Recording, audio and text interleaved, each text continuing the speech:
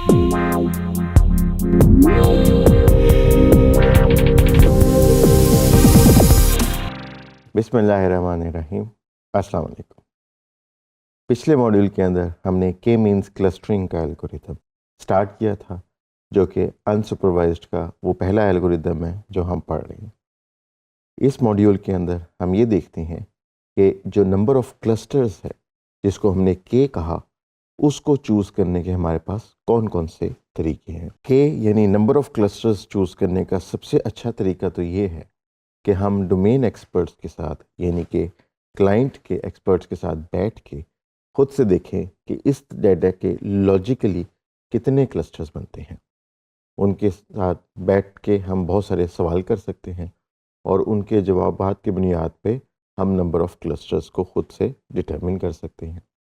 अगर ऐसा किसी वजह से नामुमकिन हो तो हम डेटा की और एक्सपेरिमेंट्स की बुनियाद पर भी नंबर ऑफ़ क्लस्टर्स चूज़ करने की कोशिश कर सकते हैं।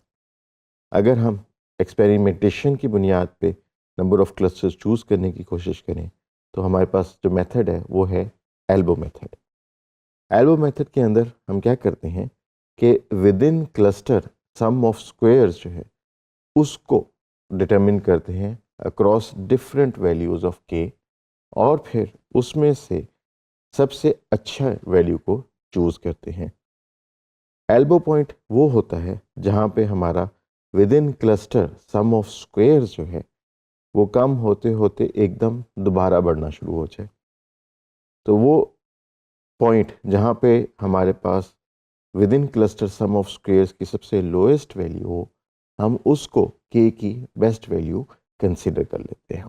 जैसे हमने देखा था कि जब हम ये अनसुपरवाइज क्लस्टरिंग कर रहे हैं तो हमारे लिए जो दो मैट्रिक्स इंपॉर्टेंट होती हैं देखने के लिए कि क्लस्टरिंग ठीक हुई है या गलत हुई है, तो वो है within cluster sum of squares और between the clusters sum of square.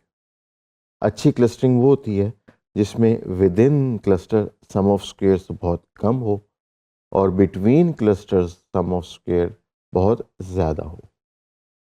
तो यूजुअली हम जब एल्बो मेथड लगाते हैं तो हमारी 3, 4 या 5 की वैल्यू जो है वो के की ऑप्टिमल वैल्यू के तौर पर निकल आती है।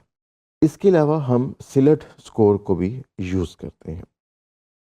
सिलेट स्कोर हमें ये बताता है कि कोई एक पॉइंट जो है वो अपने क्लस्टर के साथ ज़्यादा सिमिलर है या दूसरे क्लस्टर्स के साथ सिमिलर है।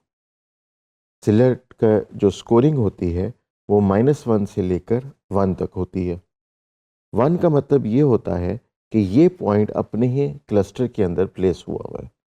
0 का मतलब ये होता है कि ये क्लस्टर्स की बाउंड्री पे है जहाँ पे क्लस्टर्स जो है वो ओवरलैप करते हैं, और -1 के करीब अगर स्कोर हो तो इसका मतलब है कि ये जो पॉइंट है ये गलत क्लस्टर के अंदर क्लस्टर हुआ हुआ है।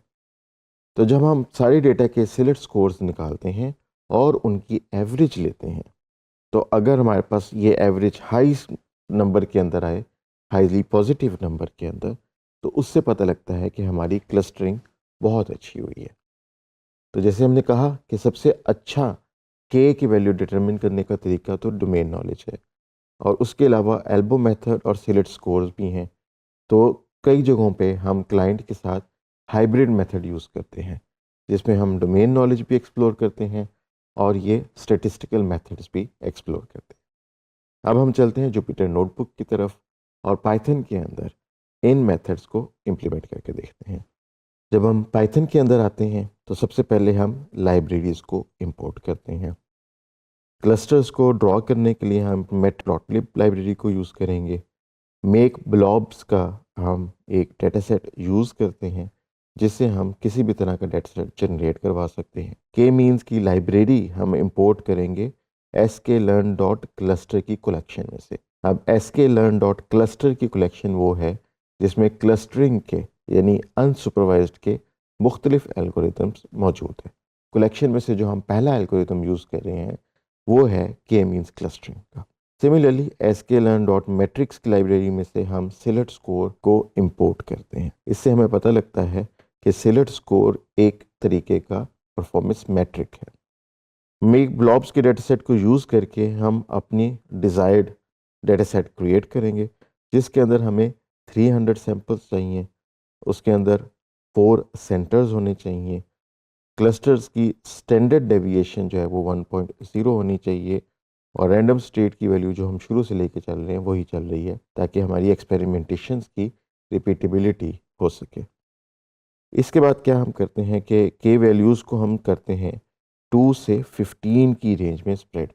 ये वो वैल्यूज़ हैं के की जो हम डिफरेंट ट्राई आउट करना चाहते हैं, और डोमेन एक्सपर्ट से इंटरव्यू के बाद हमें ये पता लगा कि क्लस्टर वैल्यू जो है वो इस रेंज के अंदर मौजूद होगी। ऑल्दो ये रेंज काफ़ी वाइड है, इसका मतलब ये है कि डोमेन एक्सपर्ट बहुत अच्छा अंदाज़ा नहीं लगा सका।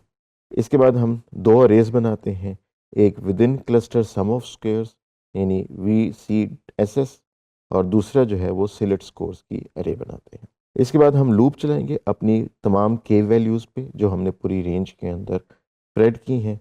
उसमें हम हर के वैल्यू के अगेंस्ट अपना के मीन्स का एल्गोरिथम चलाते हैं, जिसमें हम पहला पैरामीटर देते हैं कि number of clusters should be equal to K, जो कि हमारा लूप का वेरिएबल है। रैंडम स्टेट 42 है, और हम इसको इनिशियलाइज करेंगे 10 से। इसके बाद फिर हम प्रिडिक्शन करते हैं के ऊपर और उसके लेबल्स ले लेते हैं। इसके बाद हम WCSS यानी within cluster sum of squares और सिलेक्ट स्कोर्स को निकाल के अपनी अरे में प्रिंट कर लेते हैं।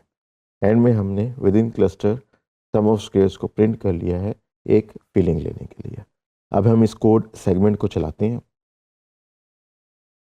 तो हमारे पास जितने एक्सपेरिमेंट्स थे 2 से लेकर 15 की रेंज में के की वैल्यू के, उन सब के within cluster sum of squares आ चुके हैं, और यहाँ पे हम देख सकते हैं कि ये वैल्यू जो है वो नीचे की तरफ जा रही है। इसके बाद हम एल्बो मेथड को प्लॉट करेंगे, और फिर हम सिलेक्ट स्कोर्स को भी प्लॉट कर लेंगे। इस कोड सेगमेंट को हम चलाते हैं, हमारे पास दोनों ग्राफ मौजूद हैं। एल्बो मेथड का ग्राफ हमारे पास पहला है, इसके अंदर हमने एक्स एक्सिस पे अपने नंबर ऑफ क्लस्टर्स रखे, और क्योंकि हमारी रेंज 2 से लेकर 15 नॉन इंक्लूसिव तक थी, लिहाजा हमारे जो एक्स एक्सिस है उस पर 2 से लेकर 14 की वैल्यूज़ प्लॉटेड है। वर्टिकल एक्सिस के ऊपर हमारे पास जो रेंज आ रही थी वो 0 से लेकर तकरीबन 9000 की है, लिहाजा ये वैल्यूज़ हमारी वाई एक्सिस पे प्लॉटेड है। और यहाँ से हम देख सकते हैं कि हमारे WCSS बहुत हाई वैल्यूज़ से स्टार्ट हुआ, और फिर कम होते होते जो है वो नीचे की तरफ जाना स्टार्ट हो गया।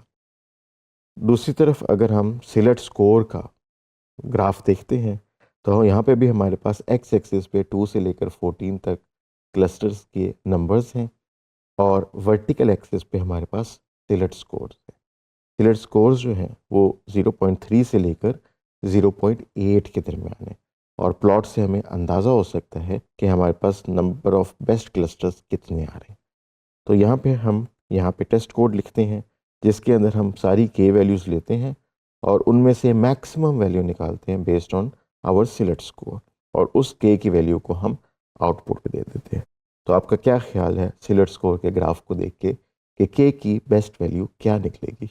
हम इस कोड सेगमेंट को चलाते हैं, और हमारे पास सिलेक्ट स्कोर को देखते हुए के की जो बेस्ट वैल्यू निकल रही है वो 4 निकल रही है। अब 4 ऐसी वैल्यू है जिसमें सिलेक्ट स्कोर हमारा मैक्सिमम वैल्यू पे है, और उसके बाद हमारा सिलेक्ट स्कोर जो है वो ड्रॉप होना स्टार्ट हो जाता है। अगर हम एल्बो मेथड वाले ग्राफ को देखें तो हम देख सकते हैं कि 2 क्लस्टर्स और 3 क्लस्टर्स पे इसकी वैल्यू काफ़ी हाई है, और 4 क्लस्टर के ऊपर आके जितनी वो वैल्यू ड्रॉप होती है, सब्सिक्वेंट एक्सपेरिमेंट्स में उस वैल्यू के अंदर कोई बहुत ज़्यादा इम्प्रूवमेंट नहीं आती।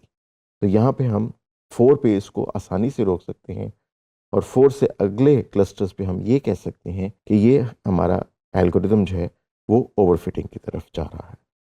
तो लिहाजा हमारे पास के की वैल्यू यानी नंबर ऑफ क्लस्टर्स डिसाइड करने के 3 तरीके हो गए।